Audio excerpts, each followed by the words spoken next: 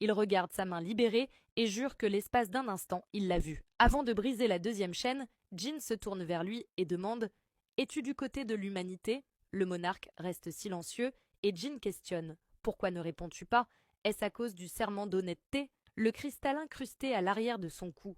Tant qu'il est là, il entend la voix des dirigeants lui ordonnant de tuer tous les humains, comme les autres monstres. Serrant les dents, Regia attrape Jinwoo, mais ce dernier esquive, disant « Oublie l'accord, c'est trop dangereux de te garder en vie. » Il plonge son poignard dans la poitrine du roi géant, car Regia pourrait devenir une calamité. Cependant, ce dernier dit au monarque des ombres qu'il se trompe. La calamité, ce n'est pas moi, mais Sang Jinwoo. Donnant à Jin un regard perçant, il tente soudainement de lui mordre le crâne, mais le monarque esquive et enfonce à nouveau sa lame dans le roi des géants. Regia tente un autre coup, mais Jin l'évite rapidement et l'attaque encore et encore. Affaibli, Regia avertit Jin que les batailles entre les habitants de la Terre et les résidents du monde du chaos deviendront plus intenses, transformant son monde en un champ de bataille brutal. Il dit à Jin qu'il espère que tout ce qu'il veut protéger sera réduit en cendres dans l'enfer de la guerre. Jin lui répond que cela n'arrivera pas et fonce sur le monarque, lui tranchant la tête et mettant fin au règne du maître du donjon.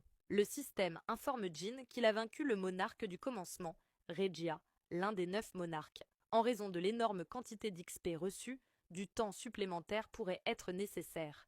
Jin se désole de ne pas avoir pu faire de Regia un soldat de l'ombre, mais il se contente de l'objet magique que son corps laisse derrière lui. Il gagne un grand nombre de niveaux et atteint officiellement le niveau 122.